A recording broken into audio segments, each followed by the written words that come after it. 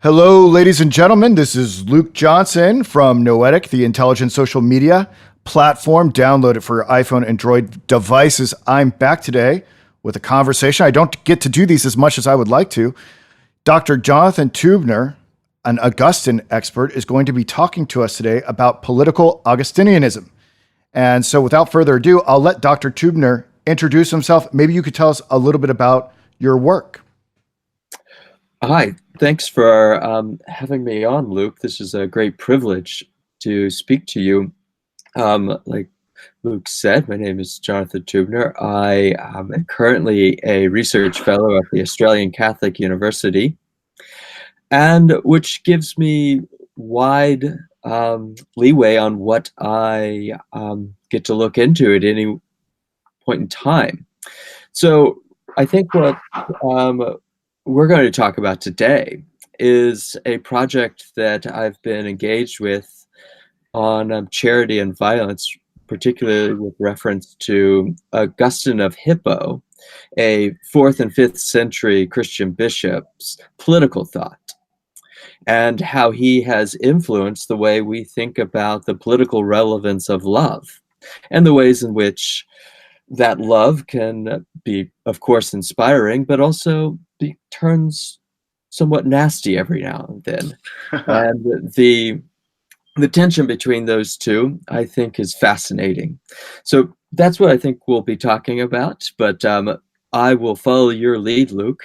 All right. Yeah, Jonathan is an old friend of mine, and I'm anxious to learn as much about his lesson for today as I am a little bit about his past, because it's been a few years since we've caught up, and I imagine there are going to be those in the audience who want to know a little bit more about your intellectual output. I know you have one book that you've put out through Oxford University Press. Would you like to plug that at all, or and you're working on another right now? Do I have that correct? Yeah, so my first book was on the theme of prayer in Augustine's thought and how Boethius and the Rule of St. Benedict picked this up. Boethius, as some of the listeners know, is a 6th century Roman philosopher who had a particular identity or attachment to the Christian religion, and the Rule of St. Benedict being the founding rule of monasticism in the West, and how Augustine's thought and practices of prayer informed this massively influential philosopher on the one hand, and this very religious institution of monasticism on the other hand. So that was my first project, and like so many first projects that you do in your doctoral degree, you're kind of working out your own voice, you're working out what you're trying to say, and it becomes more of an experiment of discovering your own kind of intellectual voice. And I guess I wouldn't really want to point too many people there as a place where they would be enlightened on any one topic. If you want to learn about how someone goes through a process of thinking about a book-length project for the first time, any dissertation turned into a book is a wonderful point of reference. That's true. It's a bit of an intellectual playground, right? Yeah. And so there are a lot of like themes in the book that now I look at that I thought were really important, that I kind of think like, oh, I don't really see how that connects with my main point anymore. But I guess the publisher let me, write it, and they published it. So so it has some relevance at some point, and someone else saw some connection to it. Well, I believe you can get this on Amazon, right? Is that if someone wanted to check it out? Yeah, it's prohibitively expensive, which might be for my good, that fewer people actually read it. Hey, but the given the trajectory of your career, it's buying that stock is just going to rise. So, what I believe I saw it listed for $80, but given the path that you're on, my friend, it'll be worth 5 times that 5 years from now. Yeah, and the odd thing about books, the more valuable it is, the cheaper it gets. Mm. So, the more listeners, Luke, you have, the more people who buy the book, the cheaper it'll become over time. Take one for the team. We just need So a few hundred people to go out and pay $85. I think we'll be over the mark to make it cheaper. excellent. So and just one other background question before we get into the meat of our conversation. Um, I think anyone who's listened to me over the years knows that my story and developing an interest in Kierkegaard. When you and I first met, I don't know if you were as deeply invested in Augustine. I mean, I think both of us had read Augustine at that point. How did you come to focus in on Augustine as the subject of your research? That's a good question. I don't have a clear reference point on it. I always like you. I knew who Augustine was. I knew he was important.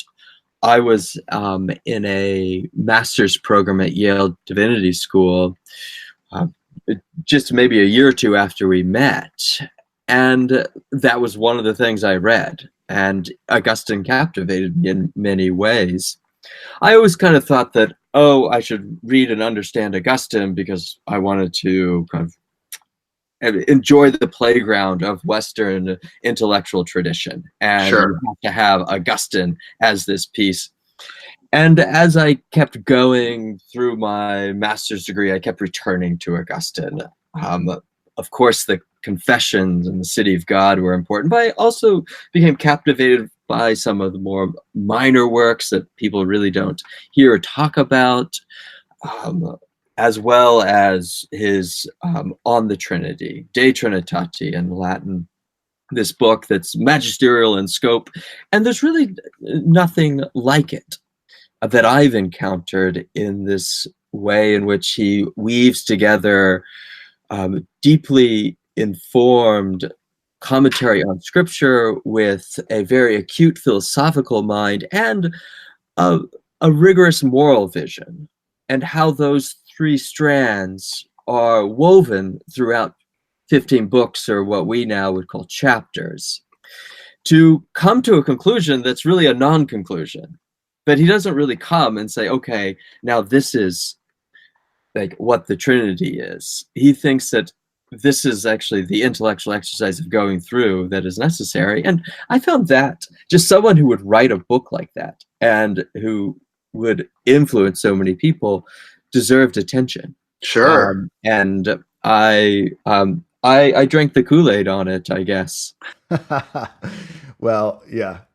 We all have that particular thinker that resonates with us, and Kierkegaard was mine, and Augustine was yours, and I sort of suspect, I don't know where what the future holds for either of us, but these figures are kind of a way for us to get our intellectual bearings so that we can then disclose our own being and become intellectual figures in our own right. Maybe there'll be a whole set of literature in the future that is Teubnerian in nature. So we can look forward to that.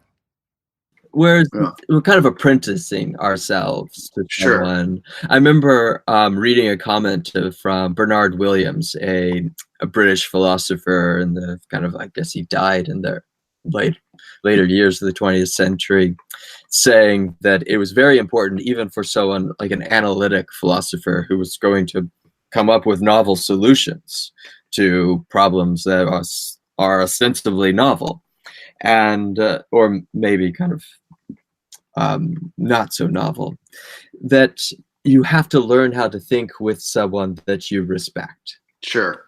And for you, it was Kierkegaard. For me, it was Augustine. For many people in my field of religion and theology, it's Thomas Aquinas or the German theologian Karl Barth. But we all pick someone to start with, but very few of us remain with that person as a scholar, as a commentator. And I think for someone like Augustine, that he would be disconcerted, to say the least, if he found out that people spent their entire life just reading him. Right. Which is what's interesting. That's kind of how the modern academy is entirely structured, right? Is that you are an easily pigeonholed type of intellectual. You're an Aristotelian, you're an Augustinian, or you're a Heideggerian or something of that nature. It seems like to me that we need to get away from that and establish our own voices. How we do that is an interesting question. But it was one of the things I wanted to ask you, and so it's jumping a little bit ahead of the questions that I had planned, but it seems appropriate to ask it now. Is that when I did my PhD, I discovered Hannah Arendt, and she was perhaps the most surprising discovery of my doctoral work. I had never been exposed to her prior to that, and all of her. I'm trying to remember what I encountered: the origins of totalitarianism, her work on the trial of as Eichmann, right, and Life of the Mind. These were all mind blowing works to me, but I remember in that process learning that she had an interest in Augustine, and she too went. But it does. It's not from what I recall. I don't remember it being a big part of those works that I just mentioned. But she must have gone through that period herself where she was deeply aligned with Augustine and then overcame it to be who she is now, or who she will be remembered as.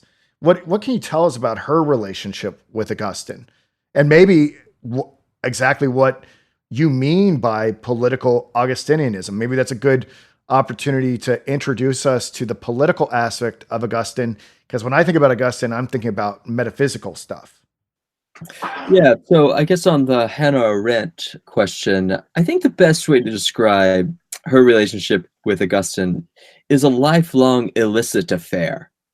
That she thought of Augustine as someone important, someone maybe even exotic for her and the intellectual milieu she was growing up in that was influenced by philosophers such as Karl Jaspers and Martin Heidegger, but also someone that she found kind of captivating, I think, because of the capaciousness of his mind and of his writing.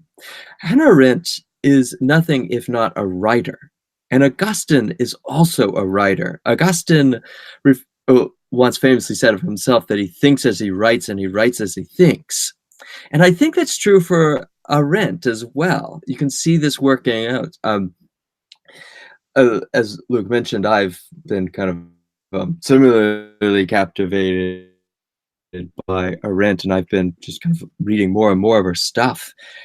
And I was kind of reading, I recently reread The Origins of Totalitarianism. Then I was reading the early essays that she came onto the scene. It's called The Secret or the Hidden Tradition. I think that's how it's translated into English. Luke can correct that. But that she's working these things out over a period of time, and she's trying to draw together something that has some kind of provisionality to it. But she's always willing and able to rethink and reconsider. And Augustine was similar that way, and I think she saw someone like him.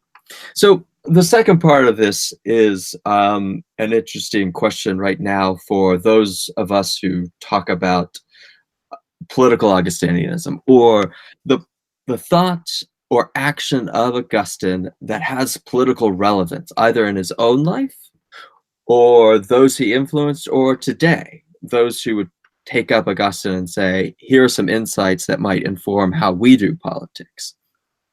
Arendt comes in at a very important point in time.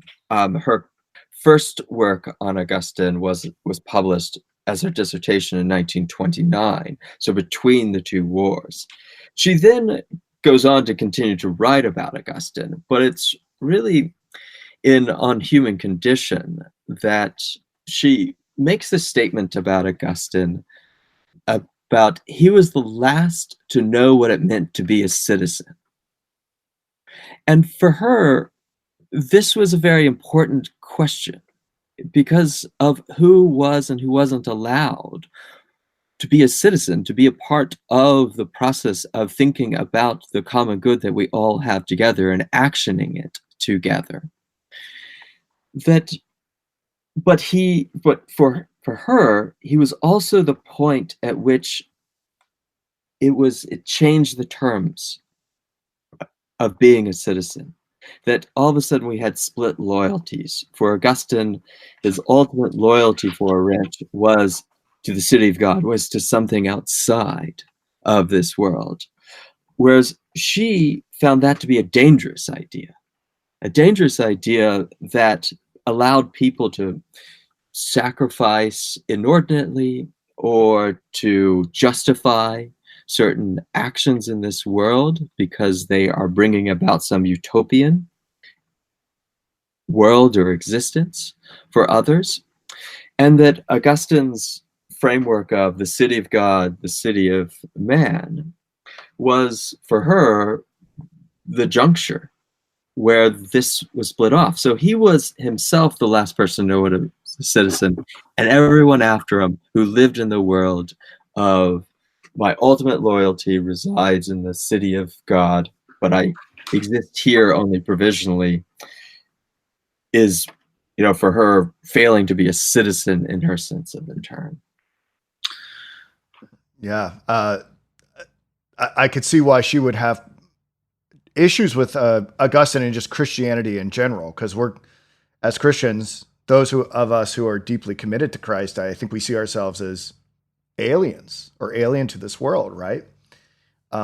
We have, well, maybe not. Maybe that's not your view. It is a little bit my view that that we sort of, that our allegiance isn't necessarily to a particular government, but that's a whole can of worms that we don't necessarily need to address. I did find or maybe we do. I did That find would be fun. Let's talk about that for a moment because I think Augustine's interesting on this point. Sure. And by the way, I want to add that I did find the book that you referenced that I had never heard of from her early journals. It's called The Jew as Pariah, A Hidden Tradition. Is that the one you were referencing? Yeah, that's right. Yeah. Yeah.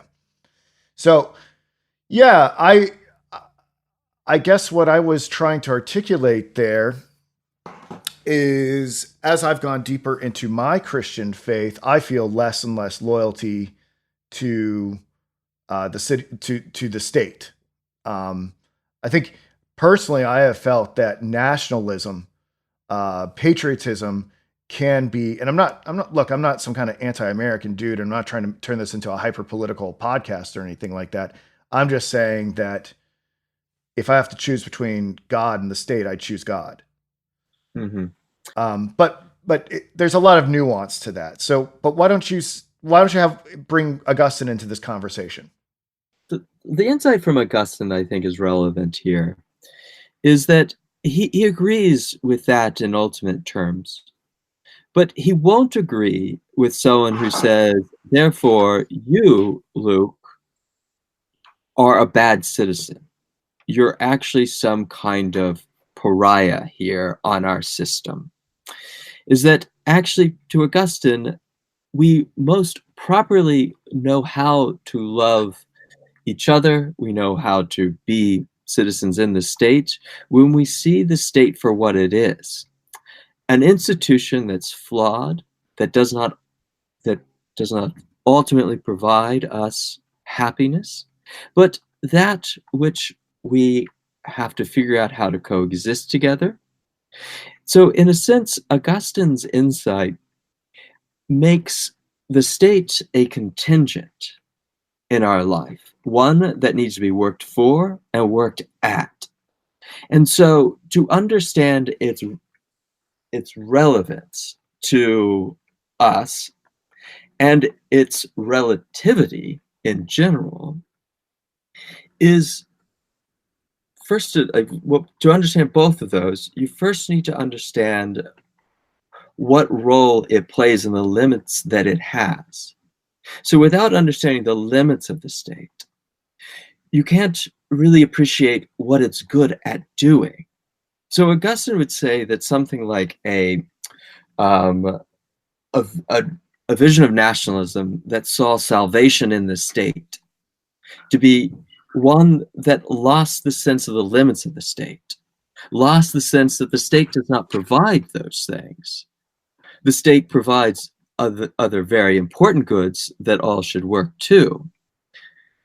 And you actually best care for the state when you understand what the state is.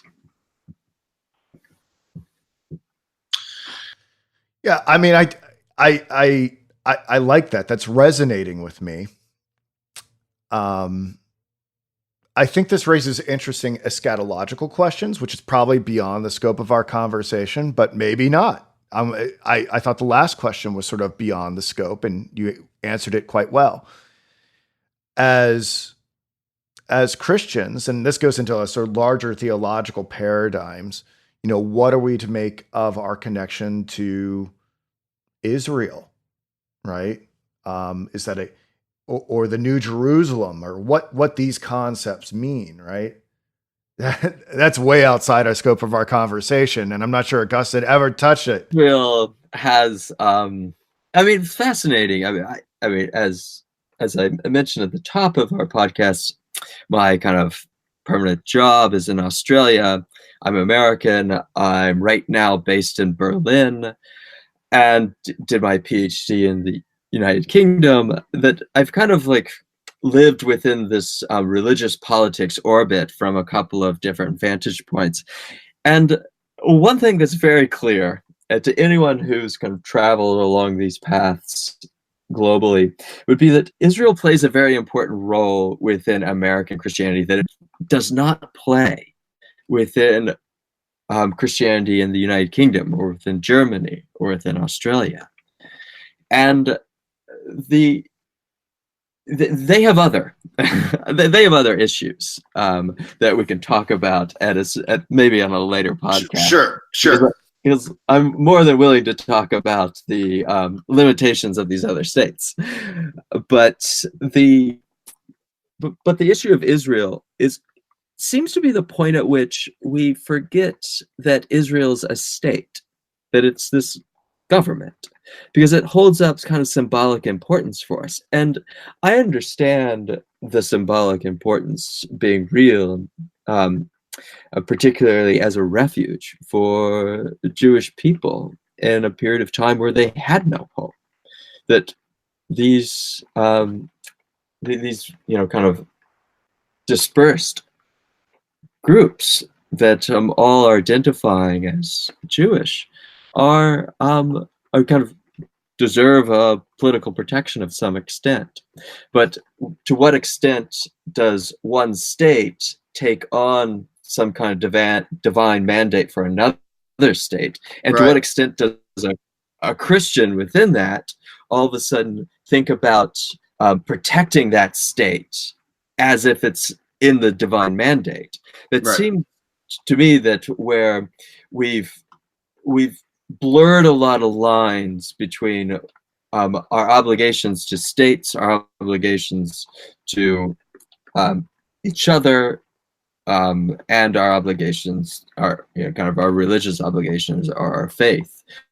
And I think a lot of times the discourse exists purposefully in very ambiguous space.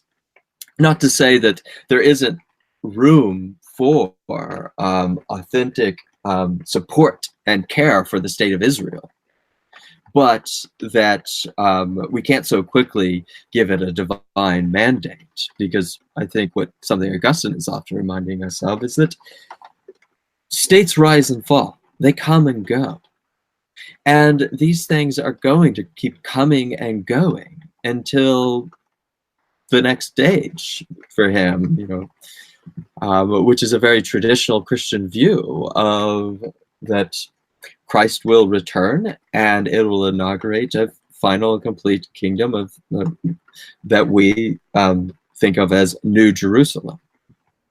Was he a dispensationalist? I've never thought to ask the question. Is he? No. In those terms, he didn't have these.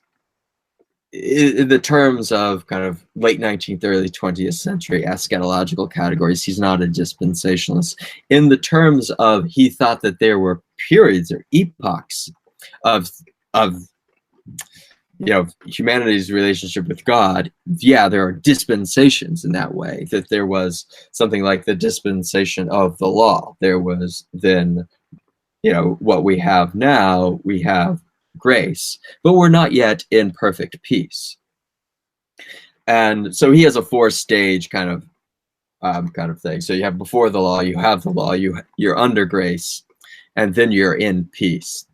And the church exists in grace. And only at the end, when kind of the next age arrives, does he think that people exist within peace. He doesn't really care about parsing the terms and the transitions between those two and reading the tea leaves. He thinks at any point in time when you're starting to read the tea leaves, even of scripture, you're just projecting yourself and your desires onto it. He's very much attuned to his own ability to always project himself onto scripture, project himself onto the world, and that when things become very clear that are pretty murky, and anything in the future to Augustine is murky, then he's going to start to hunt, and I think for very good reasons. I think it's a salutary reminder to us that for our own kind of promotion of ourselves, that we're projecting something, we're seeking some good of ourselves, not good for others. So what I want to ask you now, and I appreciate you navigating these very thorny questions. We steered into some territory I don't think either of us intended to. No, that wasn't on the question. Wander through. No, it wasn't. Not scripted at all. So I know you're a little bit time constrained, but I think the thing that I'm most interested in, and I had to do some background research in preparation for this conversation, because going through your work, the preparation that you're doing for your second book, I had to familiarize myself with Bernard de Clairvaux. I mean, if I'm saying his name right, the Donatist tradition. There were so many figures that sort of orbit around your interpretation of political Augustinianism. I was wondering if you could maybe talk about them a little bit. Would that be a wise use of our time? I know we've talked about Hannah Arendt, but I didn't know if you wanted to talk about Gregory the Great or the Benedictine tradition or any of that. The influences on Augustine are pretty broad in general sense. Obviously, you have the bulk of the Christian tradition as it existed in his day, which would be the Christian scriptures first and foremost. Paul the Apostle played a very important role in Augustine's formation. There was, in the late 4th century, what is often been referred to as a Pauline Renaissance, that Paul became a figure that everyone was listening to. And so Augustine was wrapped up in this movement, and he became particularly captivated by it. And it's no mistake that at the point of his conversion, he, in the Confessions, he references Paul.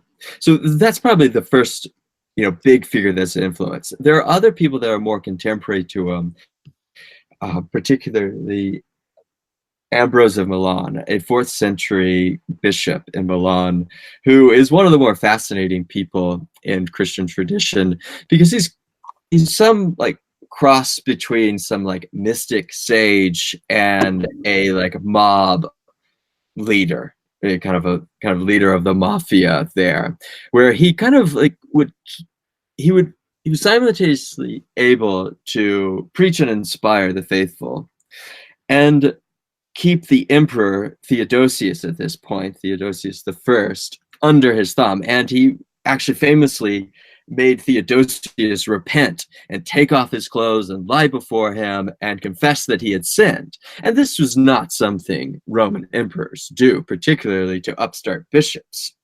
At this point, Christianity had only been the official religion of the Roman Empire for less than 100 years. So those are big influences on Augustine, I think. And if you could go, you could do much worse to think about Augustine in kind of in these terms. But the main thing that we kind of now think of Augustine as, and this kind of broadens the scope a little bit, is as a Platonist, that he thought of the the good as some kind of ideal. And how to think about that was some form of participation in this ideal, this good. And Augustine's Platonism does not come from hours sitting around reading Plato, as I assume Luke's was discovered, but was discovered really through interacting with other people who consider themselves Platonists. And so his Platonism is not refined, is not very specific in many places, but he has this general framework of you have this ultimate good that's kind of undergirding the whole system, and you have this kind of derivative goods that are all good because of their participation within this ultimate good. And so those would be the three main figures I would point to as influences on Augustine. How I kind of actually interpret Augustine is somewhat curiously, and this is not the most like prominent way into Augustine, is that I don't really just want to just read Augustine. I mean, which is rewarding in itself, and I think I would commend all the listeners to sit down with the Confessions someday and just try to read him. But to think about Augustine as someone who influenced others, and they took on Augustine in certain ways, and they read something to it. So a couple of figures that are important for me, I already mentioned earlier, Boethius and the Rule of St. Benedict is some kind of interpretation of Augustine, however oblique or unclear in direct terms, but they follow on Augustine and they respond to a lot of his questions, and they respond creatively on their own terms. The other figures that would be important are Gregory the Great, a 6th, 7th century pope, and Bernard of Clairvaux, a 12th century monastic leader. And these are people who, again, like Boethius and the Rules of St. Benedict, respond creatively on their own terms. And I think that that's most important to me in responding to Augustine, is to think about ourselves as needing to address a set of problems, and Augustine informing our response to those problems. That, of course, I don't think we can just say anything about him. I think there are some interpretations of him that just don't make any sense, that it's not there. But there are also, I think there's more generous grounds for considering Augustine as someone who encourages us to take up and address questions. And he provides a set of solutions that have importance and relevance, and how we can, kind of respond to those. And so kind of looking at other people, how they took up Augustine and responded creatively on their own terms, that's very helpful, I think. So the issue of political Augustinianism in general is a somewhat contested matter, because it's a category that was made up in, I think it was in the 1920s by a French scholar who said that, well, political Augustinianism is Augustine's relevance to the relationship between the church and the state, and particularly papal supremacy, which in France, that was very important in the early 20th century, as France was coming to terms with its Catholic tradition and its increasingly secular state. And during, kind of the early decades of the 20th century, France was going through a period of separating the two institutions, their state and the church, informal processes. The term that they created at this point, and that we all know now, is laïcité, which often gets translated into English as secularism. But it means something slightly different to the French in that it's the laicization, like lay versus cleric. So it was making the state a lay entity, and that's of another order from a clerical entity, which is the church. So, so for this scholar, he thought about Augustine as having some relevance to this question, and particularly on the side of the church. The church was ultimately going to lead the state. And so this is how he informed, kind of how he drew on Augustine. However, the the readings and interpretations of Augustine that are considered political Augustinianism now are in direct contradiction to this. And in a sense that all of political Augustinianism is just a response to this person to say, no, Augustine did not think that the church captured the state, that the church led the state. And so this has been the framework about the relationship between church and state that has dominated the conversation. I think that in a lot of ways, this is interesting, still of some relevance to us. However, I'm not convinced that the relationship between church and state is the most important problem we have before us. Something that I alluded to in my early comments is that I started to get into Augustine's political thought through a couple of different avenues. And one of them was working as kind of leading this NGO on religious violence and encountering religious leaders and encountering the role they had within public space, not as any functionary of the state. They were not state employees in a lot of cases. Obviously, there are some cases in which church leaders become state employees, but those are in the minority. The ones that I was experiencing are theologians, pastors, priests, imams, rabbis who have a religious voice and have religious authority, and through that voice, they were informing their people about how to act and behave in this world.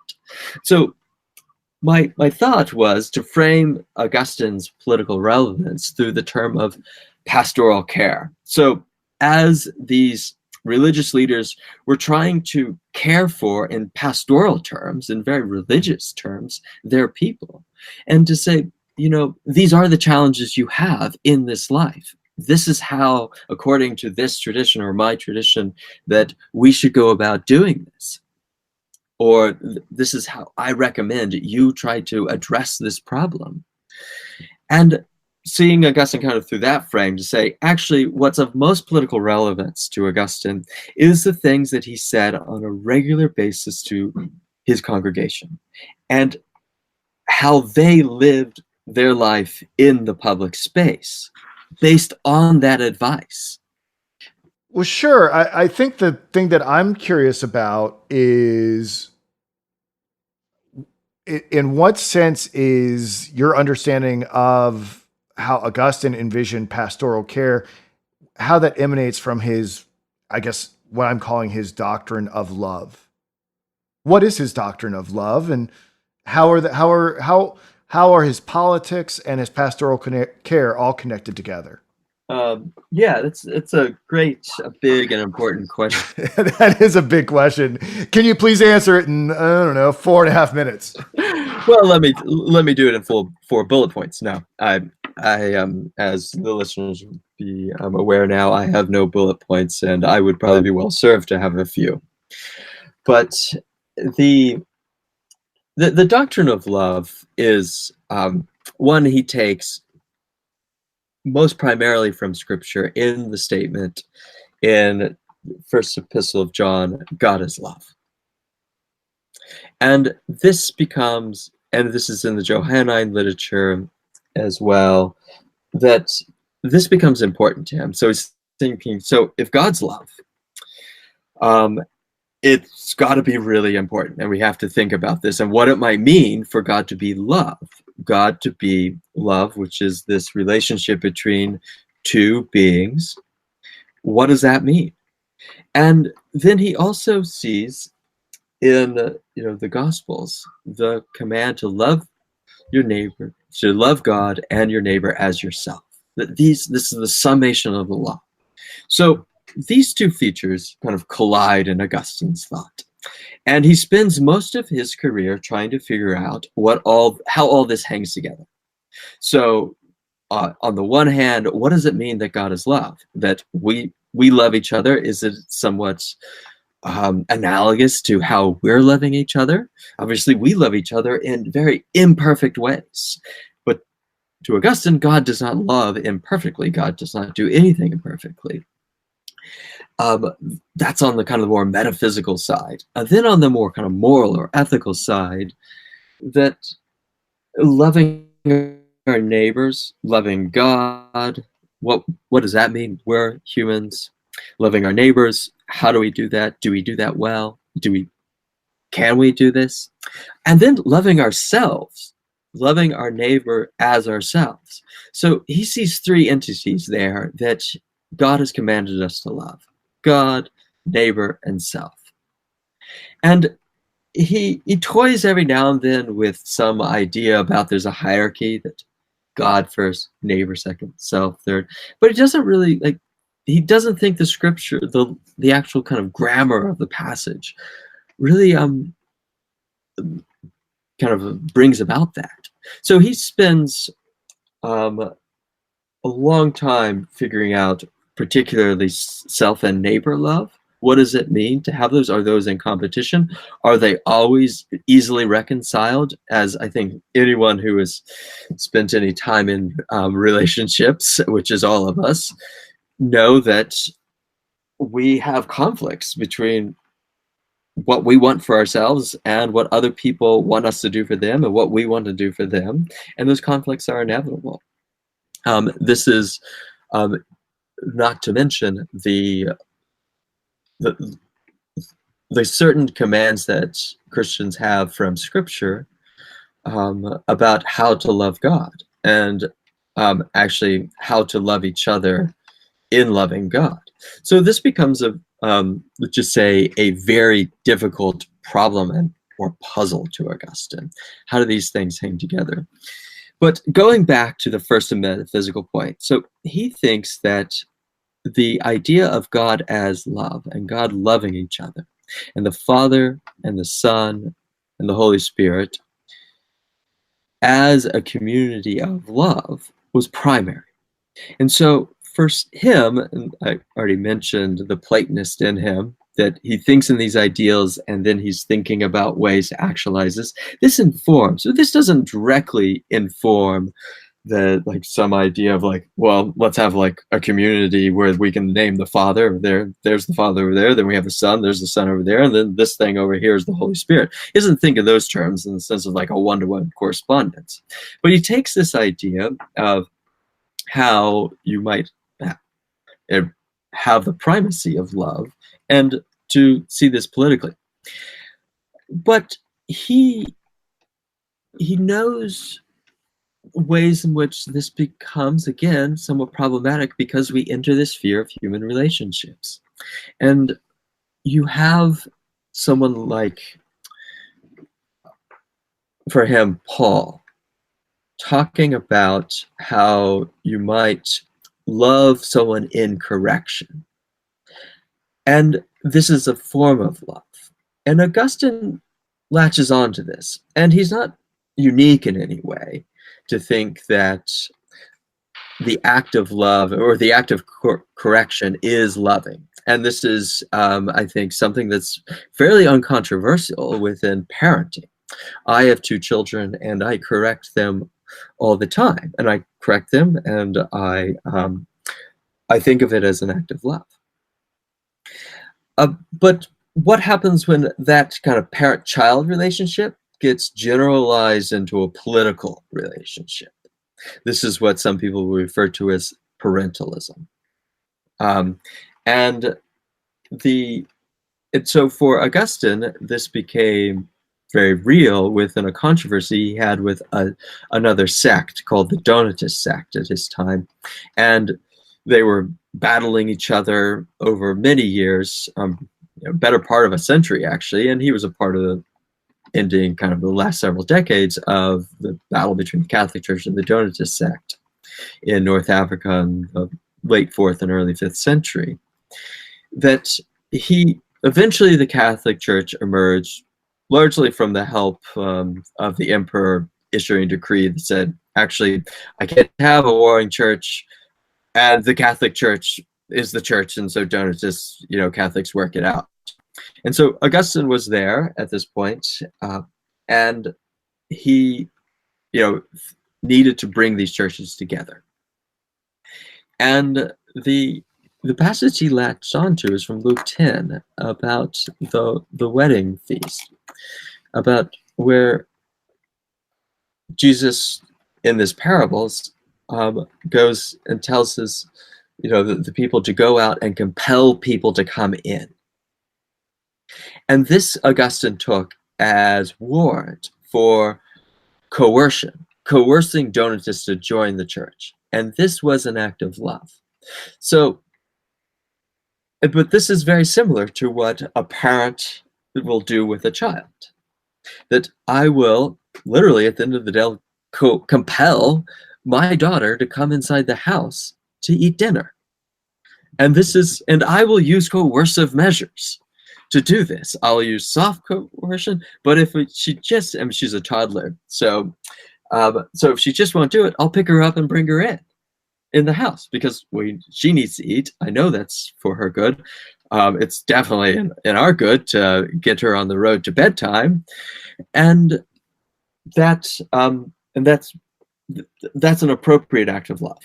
Now let me ask you this question here to take the analogy out there. If Augustine takes compelling people seriously, I think you mentioned at the top of our conversation that there may be episodes of violence that are justified from Augustine's perspective, or am I wrong? I'm not familiar with it, but it would seem like, to take the analogy to its conclusion, that you might be able to do that. And the follow-up question to this is, we're looking at Augustine through democratic republicanism, right? We've gone through the Enlightenment and stuff like that.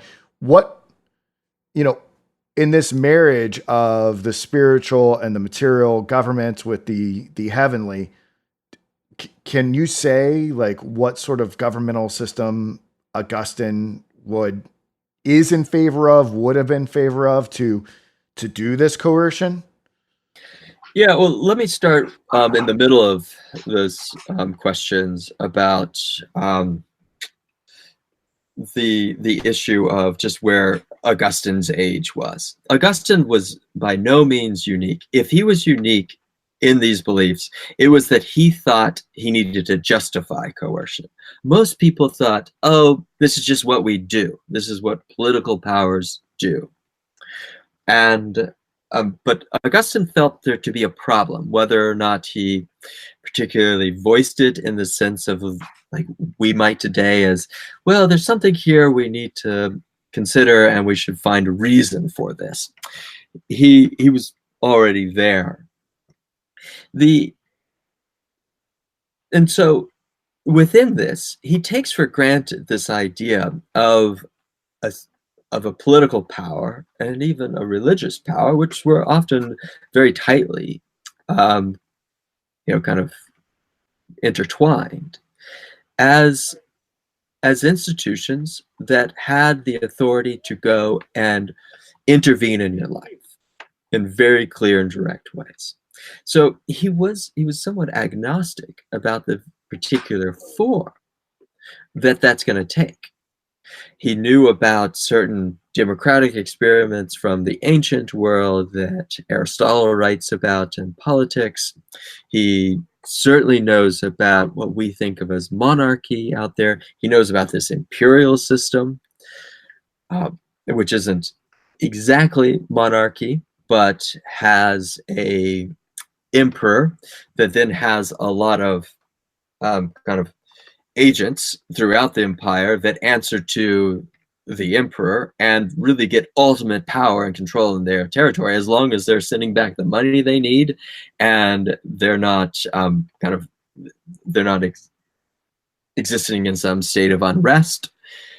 They have free hand to do whatever he wants. And I think Augustine, in a lot of sense, for particularly in his early life, took that for granted. Things changed a bit for Augustine in 410 when the Gothic tribes descended on Rome and sacked Rome for about a 3-day, literally raping and pillaging the city. And Rome fell. The Western Roman Empire wasn't over just yet, but it was sacked, and it traumatized them because they thought that this was never going to happen, that this government was never going to end. But this is where, referring back to our more politically charged conversation we were having, he starts to try to convince people that you think that the Roman Empire is going nowhere. This is the major fact in your life. They tell you that they are the biggest, the best, the most expansive empire, and they can't end. They even called themselves the eternal empire. And it can, and it does, because that's what happens to human institutions. So this shifts how he starts to think about political government, and he becomes something more of an agnostic, you might say, about particular forms of government. He thinks that they're all very subpar. I think if he heard Winston Churchill's, bon mot of, democracy is the worst form of government, but it's superior to all the others, or some version of that, he would laugh and he'd recognize something in it. But he certainly wouldn't be with us in thinking that democracy, or for particularly American style of republicanism, as the ultimate and the only form that might exist. He thinks that these forms are provisional arrangements that can work, and we should care about whether or not people are able to live justly, if people are able to have some happiness, and people are able to, for him, and this is a very religious vision, they are able to love God and neighbor as yourself. If the state is allowing that, he's going to find it okay. But he also knows that there are going to be ways in which it's going to go all wrong. Right. I was going to say, I mean, he can't be completely agnostic. I mean, because that would mean that he'd be like, oh, okay, totalitarianism or tyranny of some sort, whatever manifestation of it would be not workable. And what's curious is that you mentioned the word justice, that it has to allow for the performance of justice. Maybe that's what you were getting at. And I guess I'm curious what he believed performative acts of justice to be. And if those things are allowed to happen with the citizens, then that can give us a clear view of the type of government that he might have been inclined towards, even though he realizes that they're all sort of ephemeral, transitory human institutions. Or am I wrong? It would seem like if there is a certain sort of realm of activity that the individual can exercise, that can help us sort out where he might be on the political structure question. Well, the first point you made about totalitarianism is right.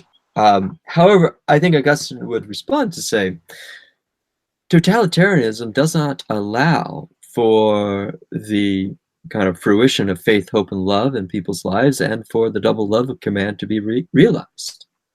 Because once you have the state sinking in and taking away those bonds that exist between citizens, and the bond of the government to the citizens themselves, that once you take that away and it becomes this totalitarian structure in which they first fragment the body politic into isolated individuals.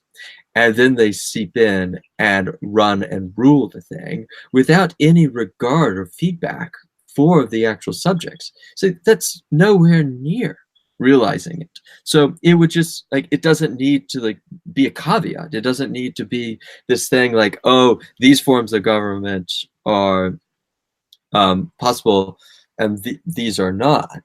It's just that um, if democracy did that, it, you know, for him there could be some options in which that would work, but I think the way that we understand and define totalitarianism, it just doesn't even have that availability. So in this almost like natural logical sense, it falls outside the scope that's permissible, a permissible form of government, but not because of any like thought through like framework that he has to say these five are good, these three are bad.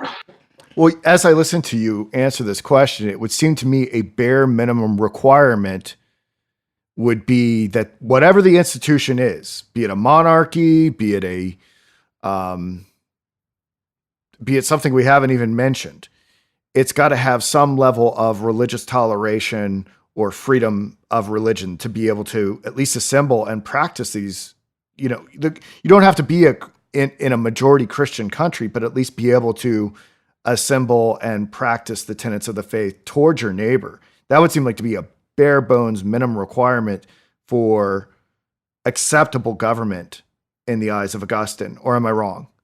No, so this is a controversial point about the freedom of religion issue because of the what I mentioned earlier about the religious coercion. That doesn't seem to be freedom of religion to say, all right, we have won this battle. Now you guys are going to be Catholics. I know you don't like us, you don't want to be us, but that's how we do it. And he didn't really think in this very pluralistic way. However, I think he leaves the scope for the realization of something like religious pluralism.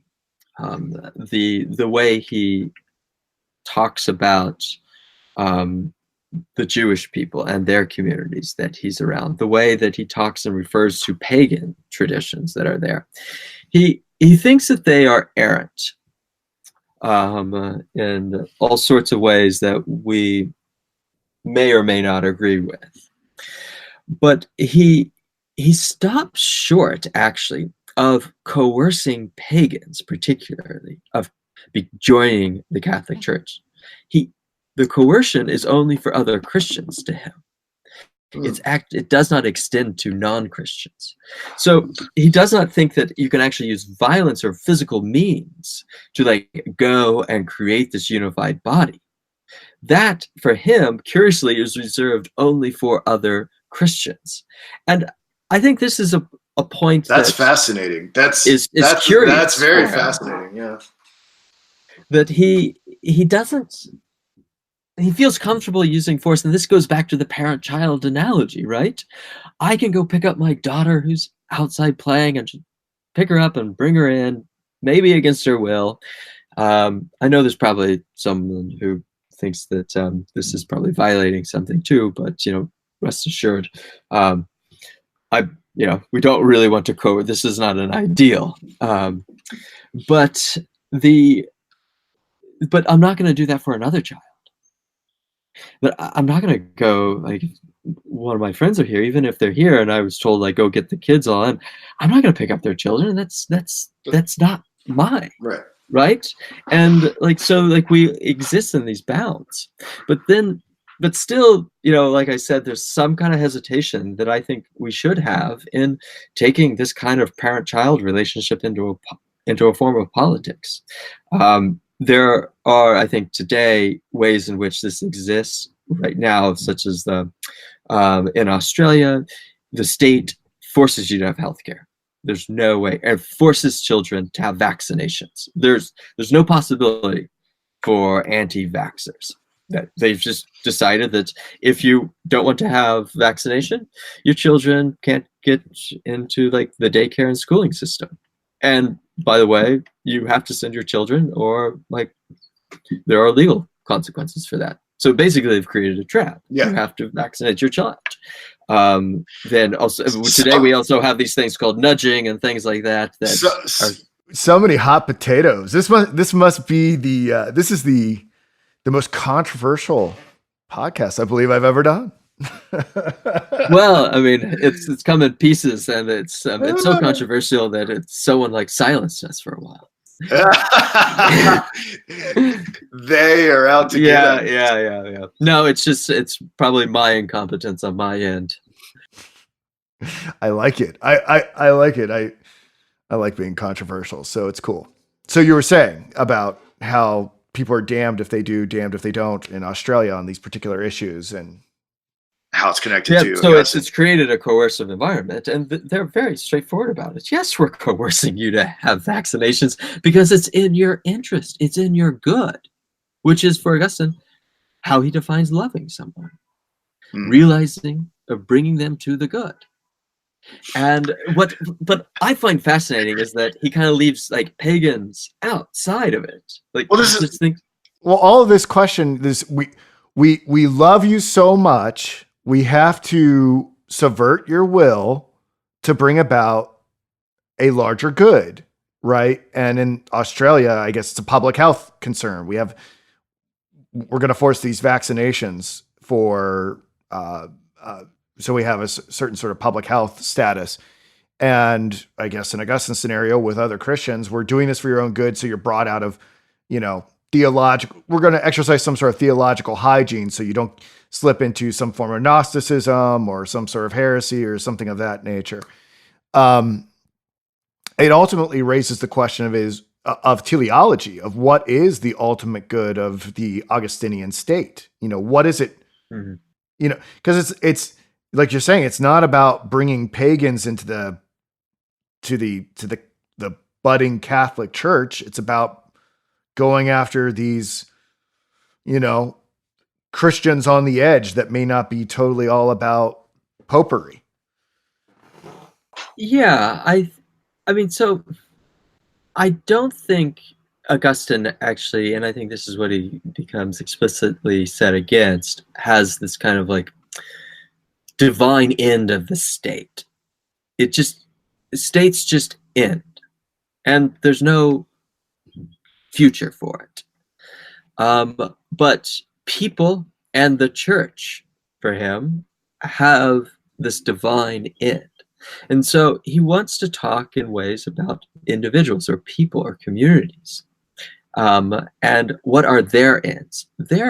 So he thinks everyone's ultimate good is in loving God and being loved by God.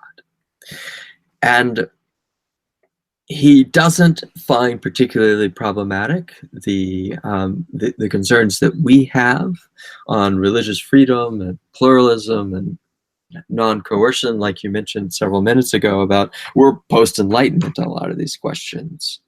He doesn't have those. And so he thinks that to love someone, to realize the good in them, is to have them ultimately in the community of people who are trying to do that, and that's the church. And I think he would be very clear if you put it to him about, so what is this issue about pagans? He's like, well, no, absolutely they should join the church. Absolutely that's in their good. But it just so happens he stops short of coercing pagans.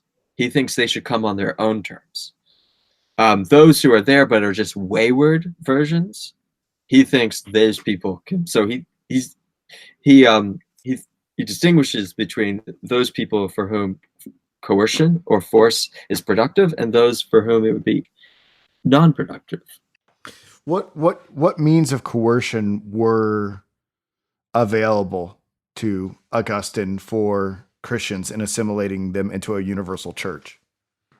Well, he could bulldoze their churches. That's he disowned, but he was often kind of associated with some kind of gangs that the Donatists were complaining about, that they would come and kind of like, beat up the Donatist gangs as well. So it's kind of they very rarely went after what we think of like innocent bystanders or kind of non-militants. They were kind of fighting each other's gangs, so they were that way. But um, the major thing that he was able to do was that he himself wasn't coercing. He had the state do it. He had the the Roman Empire do it, and they were able to bulldoze churches. They were able to um, cut off funding and support for these communities. They were able to um, defund in certain ways these communities. Was he? Did he endorse any form of bodily harm? No, I don't think he ever did. Some people have accused him of that. He was, and this is where it's kind of saying he was associated with, but he always distanced himself from these pagans. Like, today we have, these exercises where some bad gang or group does something, and the group they're kind of find some sort of identity, and we ask that leader to disassociate to them, and Augustine would be very eager to say, no, they're not us, that is bad, that we should not be doing that. He does not endorse that, although he did endorse the state using its proper authority, which could be coercive and could be physical. He does not want gangs to do it, but he's happy to have the state do it. But all this to say, and this is kind of maybe a curious way in which I might just contradict that a little bit, in that he reports this famous episode of Alexander the Great capturing this pirate. And Alexander asks this pirate, says, like, how is it that you came to live this life of crime, that you're going around, you're stealing, you're plundering from people? And this pirate says to Alexander the Great, we do the same things. I do it with one boat, so I'm a pirate. You do it with hundreds of boats, and you're an empire. What makes that different? So really, what makes it different between the state doing it and some gangs? Yeah, that's a big question. Um, I find it interesting that Augustine is interested in coercion when, at as Christians, right? Um, the Messiah is put to death, right, by the ultimately by the Romans, and then flash forward a couple centuries, Augustine's like, yeah, Roman power is cool, like let's use it. Let's use it. I wonder. I just wonder how he got his mind around that. He's like, we're going to use the same power that executed our Savior to unite the church. I mean, I'm not saying it's it's an irreconcilable position, but it is, like, you have to admit, it's like ironic. Yeah, and there have been a lot of people pointing this out. There's a Mennonite theologian, John Howard Yoder, who is very kind of vociferous about this, knowing this to be like just an outrageous contradiction, that the church would all of a sudden find itself in league with this institution, but also that they would want to be like, the church's missions would be in power, not at the fringes or out of power with the powerless. But for Augustine, he thought, and this goes back, this is kind of the flip side of his relativization of the state. He thinks all states can be used for the good of the church and can be used for the good of Christians, such that he's looked at the Roman Empire and said, they, after Constantine's conversion, and particularly this emperor I referred to when I said something about Ambrose in Milan, Theodosius, who really Christianized the empire more than Constantine did. And he's the one who kind of made Christianity the only religion. And once the well, once that happened, he looked and said, "This is happening. This is something that, for Augustine, God is doing in this world for us. We should see this as God's providence, but we should be very leery of attaching our good in like eternally with the good of this institution, such that I think certain Americans will speak in a very what we might refer to a Constantinian register about there's some essential connection between America and the church, and um, and we can say, I think, that America could very well be useful in the church's journey. They can be Can't there, but we can't. must always. I was going to say you can't spell Jerusalem without USA. Oh my goodness, I never. That's pretty bad. Well, it's it's right. It's right in there. It's literally true, I guess. But Yeah. but you but what you always have to remember is that there will come a time when this is not what's being used. There will come a time when this ends. And this is what Augustine was always trying to remind all of these people who were just they were petrified about the world is over. The Roman Empire has ended. He says, no, the Roman Empire ended. The world didn't end. And God's love and care for the world and for his people, particularly held together in this vision, the church, that hasn't ended. And there will be another institution that will come up and care in a certain provisional way and will fail this way. And I reminded, as we're kind of drawing to a close here, that of something that this Jewish philosopher said to me. It was after a lot of these anti-Semitic attacks that he said the Jewish people always kind of think of there are states that care for them and then they stop, and there's always an end to it. There was a point where Spain cared for the Jewish people and then they stopped. There was a point where Germany was thought as the home and was going to, or Europe more broadly, and then it stopped and it became very difficult to be there. And right now, America, he thinks is maybe at the end of caring for the Jewish people, that this is something, and he was very sanguine about it. I mean, he is American, and he found this quite troubling that this would be the direction. But he said that we might be at the end of this point, and the Jewish people are always aware that states only care for them for so long, that they can't trust anyone to care for them.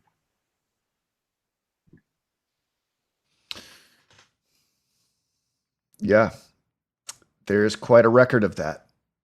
Well, we do need to bring this conversation to a close because I know you have family responsibilities to attend to. I have to say, it's quite a spirited conversation, Jonathan, and I very much appreciate you sharing your research and your thoughts on Augustine. It was a little ambitious, don't you think, for us to try to cover everything that we did in the time allotted? And so I'll just so everyone knows, if you ever want to talk about Arendt or any of these other figures that are influential on Augustine, or if you want to do another installment on political Augustinianism, I'd love to have you back to talk about these things. I know you've got a big workload with your research and your teaching responsibilities, but I find all of these subjects that we've talked about incredibly fascinating. And I feel we just kind of scraped the surface. Yeah, I'd love to come back. This has been fun, and Yeah. I think I told my wife I'd be done at 5:30, and it's now 5:50. I know. I'm purposely restraining ourselves because I don't want to get you in trouble. Yeah, I kept going. It was like you said, well, this is off topic. It's like, no, it's not. No, that's right. Let's go. But yeah, let's do this again. All right, cool, man. Well, let's be in touch. And we'll brainstorm some ideas about what we want to do again. And I'll let you enjoy the rest of your evening. Okay. All right. All right. Thank you so much, Jonathan.